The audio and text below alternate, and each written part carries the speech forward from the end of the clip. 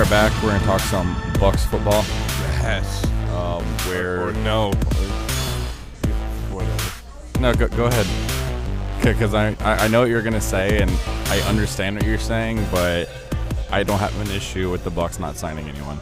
Well, I'm actually more pissed at those bastards on Twitter that are getting everybody's hopes up, thinking that the Bucs are going after this and going after that, when in all reality New Tampa Little League. They were never in the running, like never ever in the running for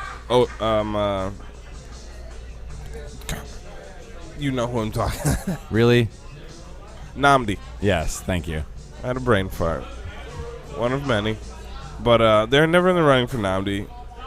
They were, I mean, the thing with Reggie Bush, whatever. I mean, people were jumping up and down on Twitter saying that, Reggie was coming to Tampa. That was going to happen. Barnett, not going to happen. No. So, well, but the thing is, like, if they were going to get any free agents, it would have been offensive line or maybe a corner. But it wasn't going to be Nnamdi didn't fit the system. Like, they had the money to get Nnamdi, but at no point did I ever think that would actually happen. That corner from Cincinnati, Jonathan Joseph, I was talking to Santor. I would have loved the Bucs to get. I wanted them to draft him when he was coming out a couple years ago. But that wasn't happening either. So, I mean, there's just a bunch of people were just going nuts over, saying, oh, he's coming to Tampa.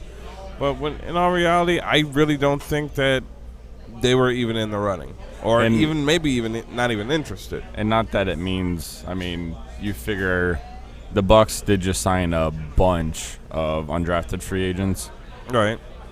And again, how many of those guys are actually going to make the team? Probably. I think they signed 15. I bet you maybe 2. Maybe 2 or 3. But, it's the thing is the Bucs are so young on defense. Like even OC, they're not going to go get him to start in front of one of these young guys. Yeah, he's 29. Plus with the amount of money you'd have to pay them, it's just not going to happen. But like I said, on the offensive line, they got Davin Joseph, which Davin Joseph was the number one priority. Absolutely.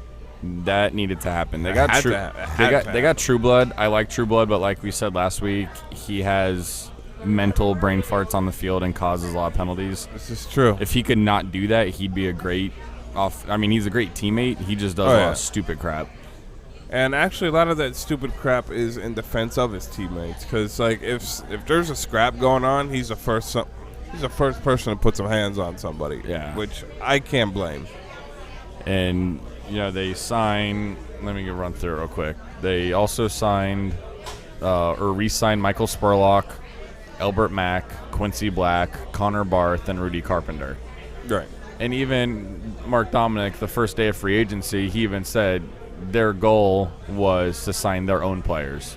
Yeah, and they did that. And again, like, would it be nice to go out and get some of these guys, like a Darren Sproles that the Saints got or Ray Edwards that the Falcons got? Obviously, it would have been nice. Right.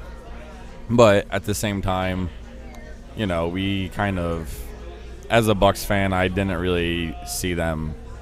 I like the fact that they want to go with the youth movement. They're staying with the youth movement. I like the fact that they're trying to get some cohesiveness with this team and, trying not to break up the camaraderie by having somebody get shipped off or anything like that. Just keeping the team together. That's fine, but just make sure you know that these guys are going to reach their potential because, I mean, Adam Hayward, all right, I guess. Quincy Black, all right, I guess.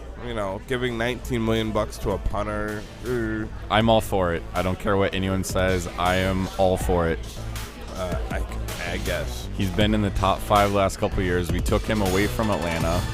So that's basically, killing 2 birds with 1 stone. Like they're saying on the radio, we've had 5 punters in 2 years.